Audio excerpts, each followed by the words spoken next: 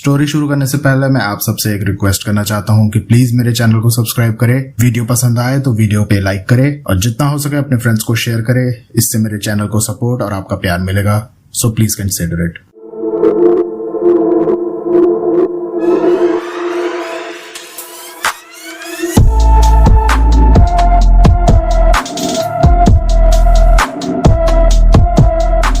कुछ डर एक रात तक रहते हैं और कुछ जिंदगी भर साथ। रवि चला गया था बिना कुछ कहे और आदित्य वो तो अब कुछ और ही बन चुका था। और मैं सिर्फ एक चीज समझ पाया, हमने जो बुलाया था उसने सिर्फ रूम नंबर 308 को नहीं, हम तीनों के अंदर अपनी जगह बना ली। 3 दिन बाद जब हम घर से वापस आए तो आदित्य नहीं मिला। एक लड़का मिला जिसके चेहरे पे लिपस्टिक थी और आंखों में कोई और। रूम में जिस टेबल पर पूजा की थाली होती थी, आज उसी टेबल पे विस्की की बोतल रखी थी। और जब आदित्य ने मुझे देखा तो उसके चेहरे पे नहीं, उसके पीछे एक औरत मुस्कुराई। रूम नंबर 308 का पार्ट 2 शुरू हो रहा है। अगर आपने अभी तक लाइट्स ऑफ नहीं की है तो अभी भी वक्त है, क्योंकि इस बार ये सिर्फ कहानी नहीं, ये एक चेतावनी। नमस्कार दोस्तों, आप सुन रहे हैं the horror show by Karnik और ये है रूम नंबर 308 का पार्ट 2, जहां कभी कोई लड़की रहती थी। अगर आपने इस कहानी का पार्ट 1 नहीं सुना है तो सबसे पहले वो सुनिए, लिंक डिस्क्रिप्शन में है। कहानी शुरू करने से पहले मैं आपको याद दिला देता हूं कि हमने पार्ट 1 कहां खत्म किया था और उसमें क्या हुआ था। ये कहानी शुरू हुई थी एक हॉस्टल से, गोविंदपुर बॉयज हॉस्टल, जो मध्य प्रदेश में कहीं था। 3 कॉलेज फ्रेंड्स कुणाल, रवि और आदित्य एक साथ उस हॉस्टल में रहते थे। रवि और कुणाल हमेशा मजाक और प्रैंक्स करते थे, लेकिन आदित्य वो थोड़ा ज्यादा स्पिरिचुअल और हॉस्टल के स्ट्रेंज एनर्जी के बारे में हमेशा वार्न करता रहता था। सब कुछ तब बदला जब रवि सिर्फ मजाक में एक स्पिरिट को बुलाने के लिए एक रिचुअल करने का फैसला करता है। वो थाली, नींबू, सिंदूर और नारियल लेकर एक मंत्र चांट करता है, बिना समझ के कि ये सब कुछ सीरियस हो सकता है। जब वो कौन है जो आ सकती है कहते हैं तो वो अपने आप को भटकती रूह के सामने रख देते हैं। फिर क्या होता है, आदित्य जो पहले बहुत कॉशियस था, धीरे धीरे कुछ अजीब होने लगता है। वो परेशान हो जाता है और हॉस्टल में स्ट्रेंज चीजें होने लगती हैं। उन्हें सुनाई देने लगती हैं वियर्ड विस्पर्स, लाइट फ्लिकर करती हैं और ठंडी हवा चलने लगती है। और हॉस्टल में बढ़ती हुई ठंड और भयंकर चीजें देखने के बाद सिक्योरिटी गार्ड उन्हें बताता है कि पहले रूम नंबर 308 में एक लड़की ने सुसाइड की थी और उसके बाद से यह जगह शापित हो गई थी। अब वो रूह यही है और उसको तुमने बस एक गेम समझकर जगा दिया है। आदित्य, जिसे पहले से पता था कि कुछ गलत हो सकता है, उसके साथ कुछ ऐसा हुआ जिस पे आपको यकीन नहीं होगा। जानने के लिए क्या हुआ, कहानी का पार्ट 1 अभी सुने। तो आइए अब शुरू करते हैं पार्ट 2। उस रात के बाद सुबह जब आंख खुली तो सब कुछ अजीब सा ठहरा हुआ लग रहा था। रात की वो हंसी, वो चांटिंग, वो चिल्लाना, जैसे सब एक भयानक सपना था। लेकिन मैंने अपनी आंखें पूरी खोली तो सामने का मंजर और भी कंफ्यूजिंग था। आदित्य, हाँ वही आदित्य जिसके हाथ कल रात घंटी बजाते थे, जिसके चेहरे पे कोई और चेहरा सा छाया हुआ था, वो आज बेड पे बिल्कुल शांत बैठा हुआ था। एक हाथ में मोबाइल, दूसरा तकिए के नीचे दबाया हुआ। वो स्क्रीन पे न जाने क्या स्क्रॉल कर रहा था, जैसे कल रात उसके जिंदगी में कुछ भी अलग नहीं हुआ था। और सबसे हैरानी की बात, वो रवि से हंसी मजाक कर रहा था। मुझे लगा हो सकता है शायद उसे कुछ याद ना हो या शायद वो सब कुछ सप्रेस कर गया हो। लेकिन जब मेरी नजर उस टेबल पर गई जहां हमेशा सुबह पूजा की थाली सजती थी, दिया, चंदन, अगरबत्ती, रुद्राक्ष की माला, तो वो टेबल आज खाली थी, बिल्कुल साफ, जैसे उसने उस पर कभी कुछ रखा ही नहीं। मैं और रवि एक दूसरे को देखते रहे, आंखों में वही सवाल, क्या ये वही आदित्य है? लेकिन हम दोनों ने कुछ नहीं बोला, शायद हम डर गए थे। रूम का माहौल अजीब सा न्यूट्रल था, न ज्यादा लाइट थी न ज्यादा अंधेरा, बस एक घोर सन्नाटा जैसा फील हो रहा था। हमने डिसाइड किया था कि कुछ दिन के लिए घर चले जाते हैं, फ्रेश एयर मिलेगी, सोचने का टाइम मिलेगा।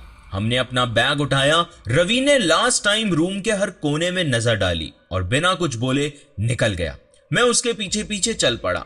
सीढ़ियों से नीचे उतरते वक्त मुझे ऐसा फील हो रहा था जैसे कोई हमें छुपके से देख रहा है, जैसे हमारे हर कदम गिन रहा है। गेट क्रॉस करते ही मैंने पीछे मुड़ के हॉस्टल की बिल्डिंग को देखा तो वो वही थी, पुरानी, खामोश, लेकिन उसके अंदर कुछ तो हमसे छिपा हुआ रह गया था। वो 3 दिन घर पे गुजारना जरूरी था, दिमाग को नॉर्मल करना था। लेकिन जब 3 दिन बाद हम वापस आए तो जो देखा उसने मेरी सोच ही नहीं, मेरा पूरा भरोसा बदल दिया। वो 3 दिन जो हम घर पे बिताकर आए थे सिर्फ ब्रेक नहीं थे, वो एक इल्यूजन था, एक ब्रीदिंग स्पेस, एक झूठा कंफर्ट जहां हमने सोचा था कि शायद सब कुछ नॉर्मल हो जाएगा। लेकिन हॉस्टल के गेट के अंदर जाते ही मुझे पहला झटका तब लगा जब उस छोटी सी बिल्डिंग की वाइब मुझे और बिगड़ी हुई महसूस हुई। जहां पहले एक थकान भरी खामोशी होती थी, आज वहां एक बेचैनी थी, जैसे हॉस्टल की दीवारें ही कुछ कहना चाह रही थी। हमारे कमरे का दरवाजा आधा खुला हुआ था और एक अजीब सी स्मेल उस दरवाजे के स्पेस से बाहर आ रही थी। मैं आगे बढ़ा और जब दरवाजे के करीब पहुंचा तो अंदर से एक लाउड बेस हेवी म्यूजिक की गूंज आ रही थी, जो आदित्य के नॉर्मल एनवायरनमेंट से तो बिल्कुल ऑपोजिट थी। रूम के अंदर शराब की स्ट्रॉन्ग स्मेल थी जो तुरंत नाक में घुस गई। पहले तो मुझे लगा कोई और बंदा घुस गया है हमारे रूम में, पर जब मैंने अंदर झांक के देखा तो मेरी सांसें अटक गई। आदित्य, हाँ वही आदित्य, रूम के कोने में सोफे पे नशे की हालत में बैठा था। टेबल पर एक आधी विस्की की बोतल थी, एक सिगरेट उसकी उंगलियों के बीच में आधी जली हुई थी, और सबसे डिस्टर्बिंग बात, वो अपने सामने मिरर में खुद से बातें कर रहा था। वो कोई कैजुअल मिरर टॉक नहीं थी, वो लिटरली अपने रिफ्लेक्शन से बातचीत कर रहा था। आंखों में वो अजीब सी चमक, वो गेज, जैसे उसका रिफ्लेक्शन उसे कुछ जवाब दे रहा था। चारों तरफ सिगरेट की ऐश फैली हुई थी, पूरे कमरे में कचरा ही कचरा था। उसकी आंखों से वो पहले वाली शांति, वो स्पिरिचुअल ऑरा, सब कुछ जैसे किसी ने खींच के निकाल लिया था। उसकी जगह कुछ और घुस गया था उसमें, कुछ ऐसा जो सिर्फ देखकर समझा नहीं जा सकता था, महसूस हो रहा था मुझे। मेरे पैर तो जैसे दरवाजे के चौखट पे ही जम गए थे। दिमाग में एक ही सेंटेंस बार बार गूंज रहा था, ये आदित्य नहीं है। मैं जोर से उसे आवाज देने ही वाला था कि तभी पीछे से रवि भी वापस आया। उसने मुझे दरवाजे पर स्टंट खड़े देख और बिना कुछ सोचे सीधा मेरे बगल में आ गया। जैसे ही उसकी भी नजर आदित्य पे पड़ी, उसके माथे पे 1 सेकंड में लकीरें बन गई। उसके मुंह से आवाज नहीं निकली, वो सिर्फ मेरी तरफ मुड़ा और हकपकाते हुए बोला, कुणाल आदित्य, क्या क्या क्या हुआ इसको? मैं बस चुप था, कुछ नहीं बोल पाया। मुझे लगा अगर मैंने कुछ बोला तो ना जाने क्या हो जाएगा। रवि की वो हकपकाहट मेरे कानों में आज भी जिंदा है। वो बंदा जिसे मैं 10 साल से जानता था, जिसकी हर सुबह पूजा से स्टार्ट होती थी, जो चाय के सिवाय कुछ नहीं पीता था, जिसे पार्टी से चिढ़ थी, जो कभी हॉस्टल के लाउड ग्रुप्स का पार्ट नहीं बनता था। आज वो बंदा उसी रूम में विस्की लेके सिगरेट और नशे के धुएं में डूबा हुआ था। अपने ही रिफ्लेक्शन को देखते हुए कुछ ऐसे मुस्कुरा रहा था जैसे उसने कोई राज जान लिया। हमें समझ नहीं आ रहा था कि हम रूम में जाएं या वापस घर चले जाएं।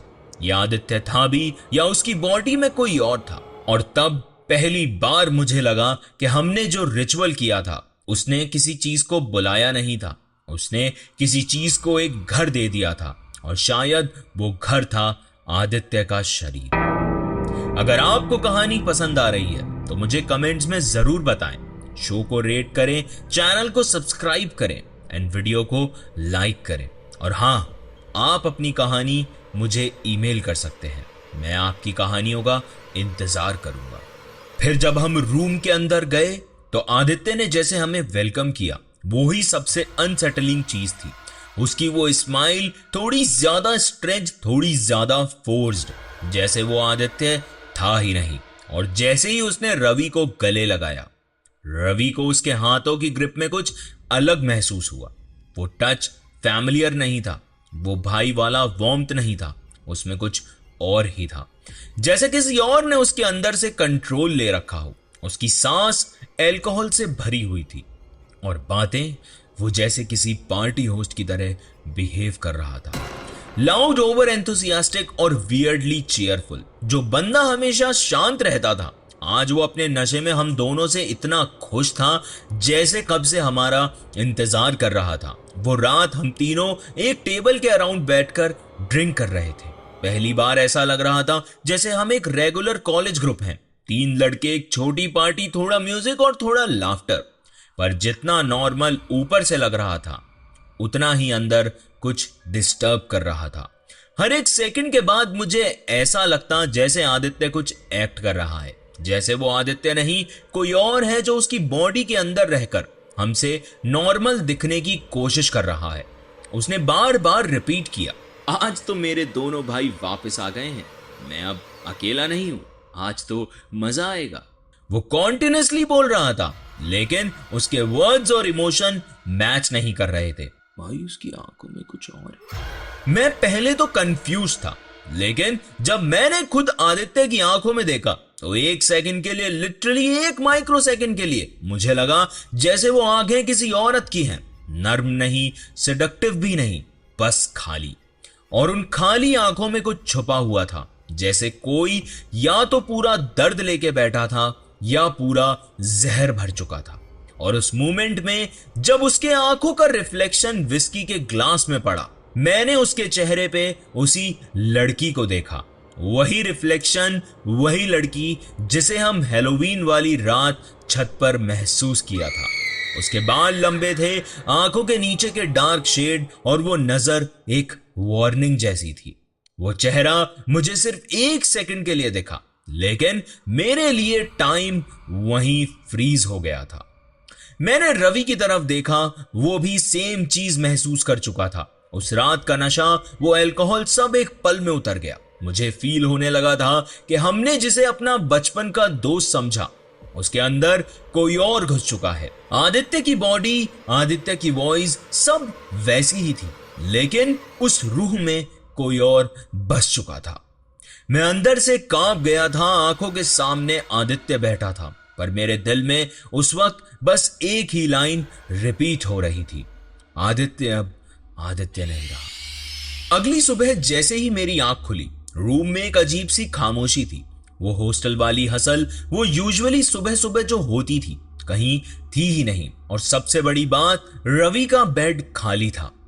वो बिस्तर जो हमेशा अनटाइडी रहता था, आज बिल्कुल नीटली फोल्ड हुआ पड़ा था, और उसके बैग के पास उसकी सब चीजें ऑलरेडी पैक्ड थी। मुझे लगा शायद कोई ट्रिप पे जा रहा होगा, लेकिन जैसे ही मैं फ्रेश होके वापस रूम में आया, रवि अपने बैग के जिप बंद कर रहा था पूरे फोकस के साथ। मैंने उससे कैजुअली पूछा, ओए भाई कहाँ निकल रहा है इतनी जल्दी? पर उसने मुझे देखा भी नहीं, सिर्फ एक लाइन बोली, भाई मुझे जाना है, बस मुझे मत रोक। उसकी आवाज नॉर्मल नहीं थी, उसमें एक अर्जेंसी थी, थकान थी और डर भी था। मैं समझ नहीं पाया। मैंने फिर से पूछा कि अचानक क्या हुआ, तू ऐसे क्यों जा रहा है? उसने अपना बैग उठाया, मेरी आंखों में देखा, और जो कुछ बोला उसने मुझे अंदर तक हिला के रख दिया। वो मुझे हर जगह दिख रही है कुणाल। ये सुन के मैंने उसकी आंखों में जो उस वक्त एक्सप्रेशन देखा था, वो बस किसी डरे हुए इंसान की आंखों में ही नजर आ सकता है। वो रवि जो हमेशा मजाक करता था, सबसे जोर से बातें किया करता था, सबसे ज्यादा कॉन्फिडेंट, आज उसके चेहरे पे बस एक ही चीज थी, डर। उसने आगे कहा, कभी मिरर के कोने में, कभी एक झलक मिलती है, कभी वॉशरूम के दरवाजे पे वो झुक कर देख रही होती है, और कभी वो आदित्य के बिल्कुल पीछे होती है। उसने आंखें नीचे कर ली और बस बैग उठाकर रूम से निकल गया, बिना किसी गुड बाय के, बिना किसी एक्सप्लेनेशन के। मैं सीधा उसके पीछे गया, लेकिन तब तक वो हॉस्टल के गेट के बाहर निकल चुका था।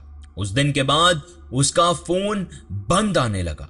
कई बार कॉल किया, मैसेजेस भेजे, पर कभी रिप्लाई नहीं आया। और मैं वापस रूम में आया और रियलाइज किया कि अब मैं अकेला नहीं था। मैं और आदित्य अब इस रूम के सिर्फ 2 मेंबर्स थे, पर मुझे अंदर से महसूस हो रहा था कि अब यहां कोई तीसरा भी है।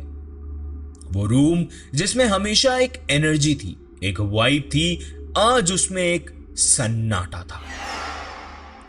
आदित्य वही कोने में बैठे बैठे डायरी लिख रहा था, लेकिन उसकी राइटिंग देखकर मुझे और ज्यादा डर लगा। उस पेज पे हिंदी में कुछ मंत्र थे, लेकिन कुछ ऐसे सिंबल्स भी जो मैंने कभी देखे नहीं थे। उसके बाद हॉस्टल का रूम नंबर 308 जो हमेशा बंद रहता था, उसमें से अब किसी के सिसकने की आवाज आने लगी।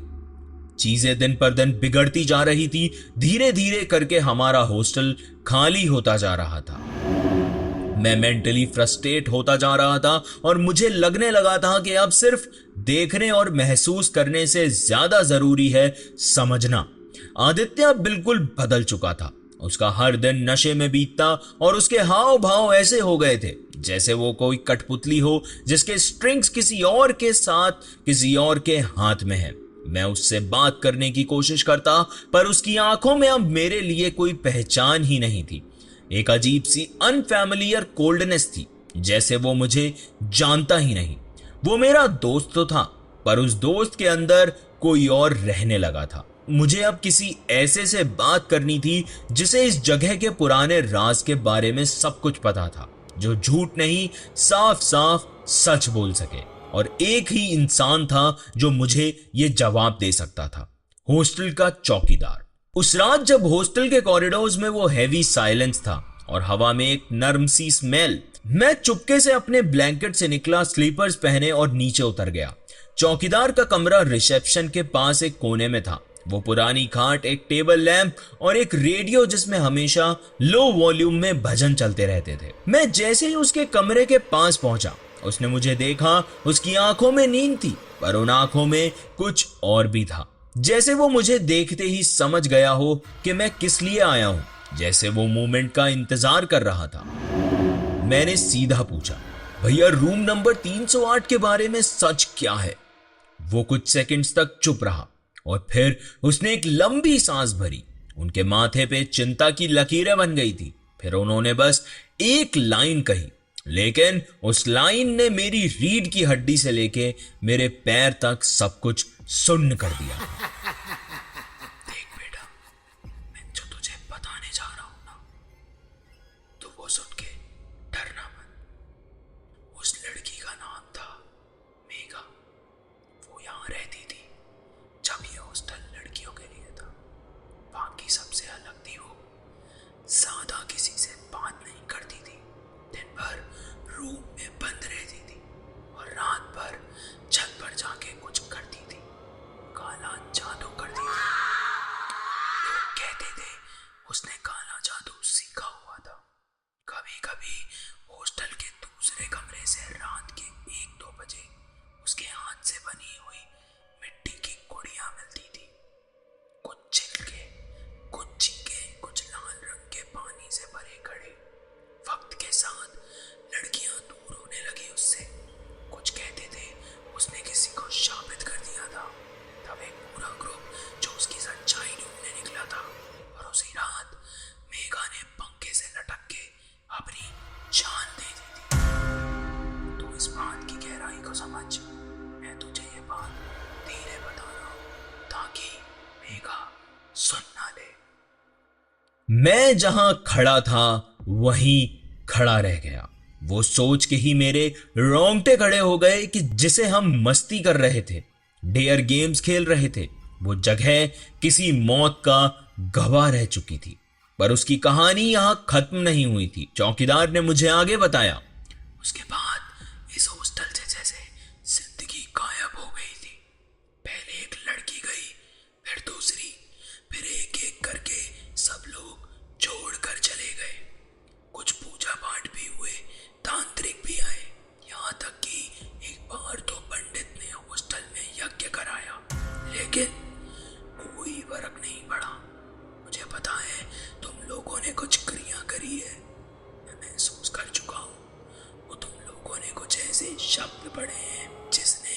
मेघा जैसी आत्मा को वापस इस दुनिया में बुला लिया है। बेटा, तू माने या ना माने, मेघा की आत्मा यहाँ से कभी गई नहीं थी, बस चुप थी, सोई हुई थी। तुमने उसे जगा दिया है। उन्होंने मेरे कंधे पे हाथ रखा और उनकी आवाज में एक दर्द था। मेरी बात मान, ये हॉस्टल छोड़ दे। पीछा छुड़वाने का कोई और रास्ता नहीं है, वरना तू भी कहीं खो जाएगा जैसे बाकी लोग। मुझे लग रहा था जैसे मेरे पैरों के नीचे की जमीन हिल गई हो। मेरा गला सूख गया था। जो कुछ उसने बताया वो किसी हॉरर कहानी का पार्ट लगता था, पर उस वक्त मुझे हर वर्ड सच लग रहा था। वो कोई इमेजिनेशन नहीं थी, वो चीजें जो हो चुकी थी और अब से हो रही थी। और सबसे डरावनी बात यह थी कि मुझे भी उस लड़की का एहसास अब ज्यादा होने लगा था।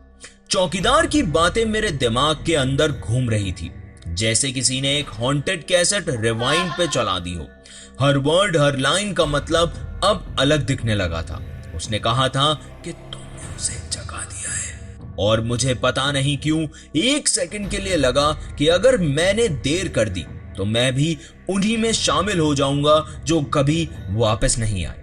मैं बिना एक सेकंड की देरी किए सीधा रूम की तरफ भागा। हॉस्टल के कॉरिडोर में अंधेरा था, ट्यूबलाइट की फ्लिकरिंग की आवाज आ रही थी और मैं ऑलमोस्ट दौड़ रहा था। हर कदम के साथ एक अलग टेंशन चढ़ रही थी मेरे दिमाग के अंदर, जैसे हर पल किसी अननोन डेंजर की तरफ जा रहा हूं।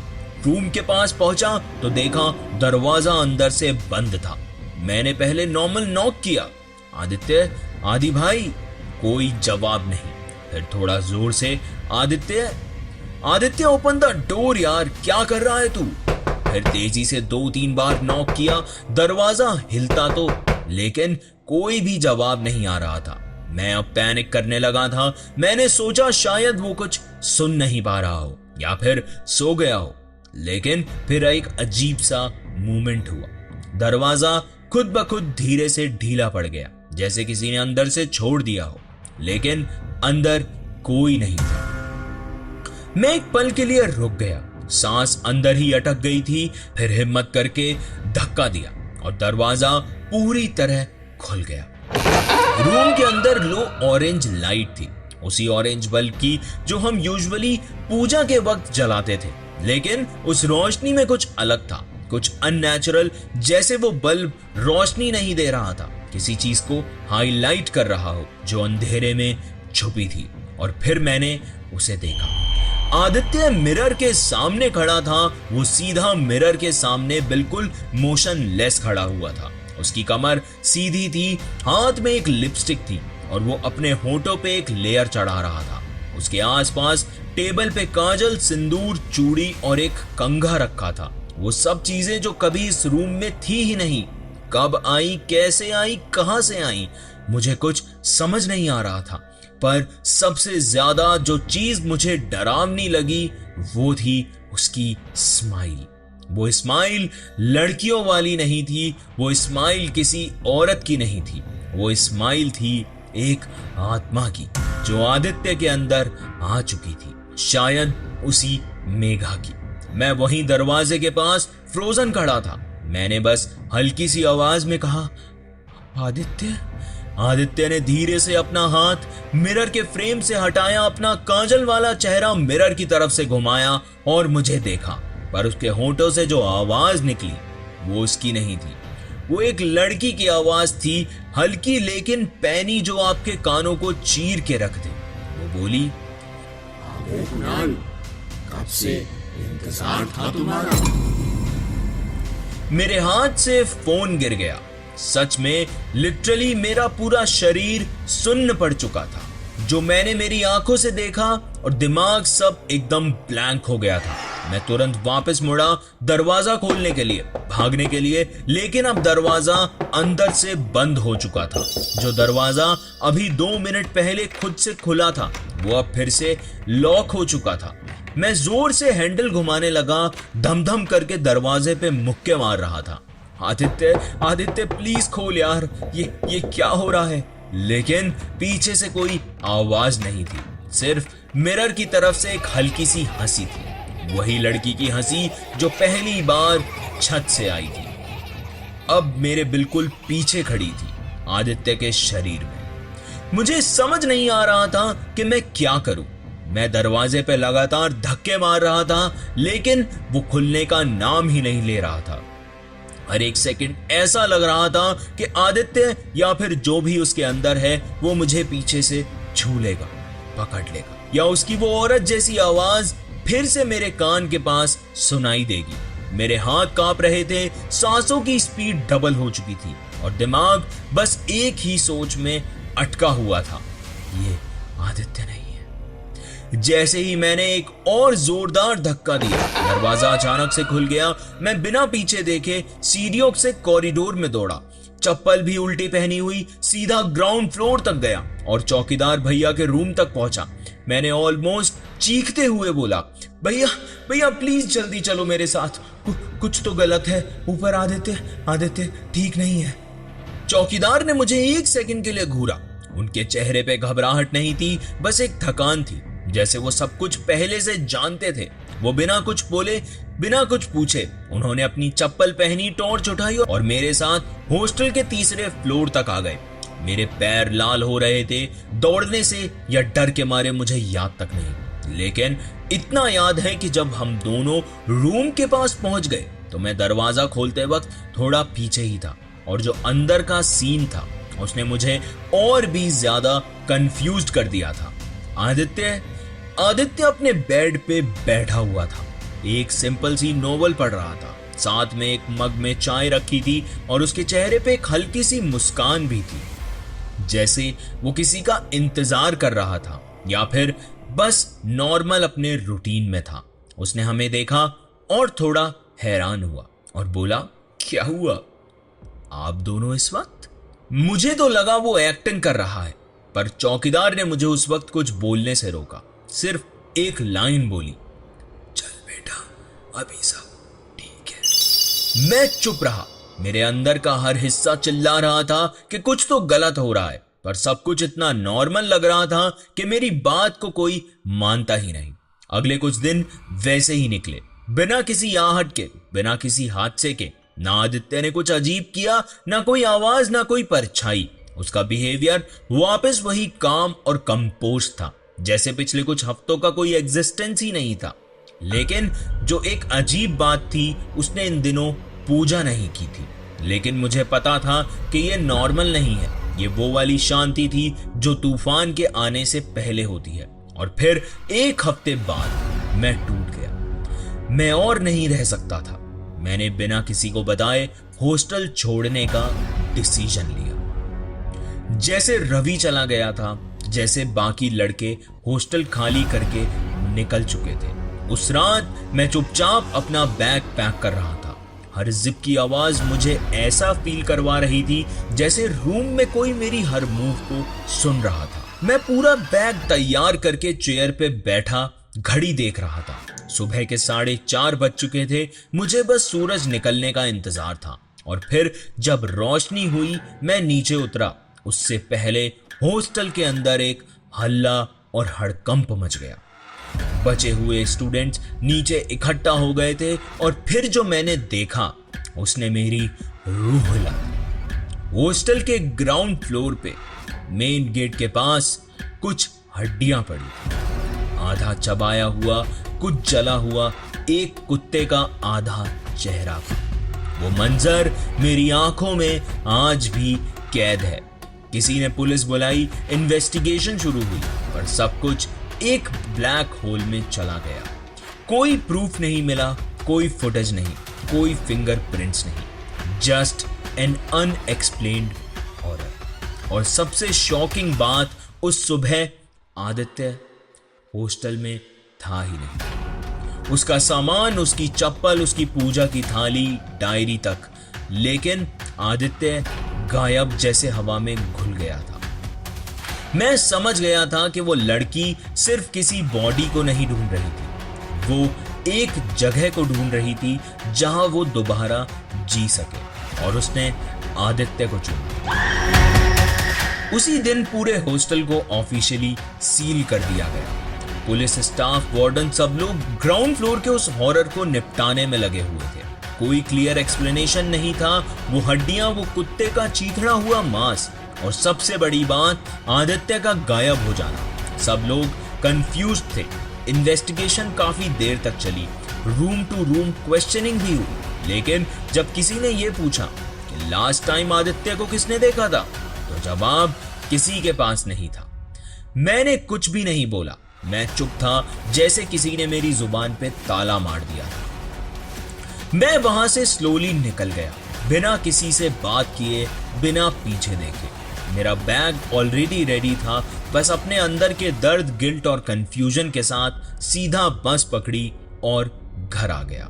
लेकिन घर आ जाना कभी भी एक सेफ एंडिंग नहीं थी मेरे लिए। अगले कुछ दिन मैं बस बेड पे लेटा रहता था।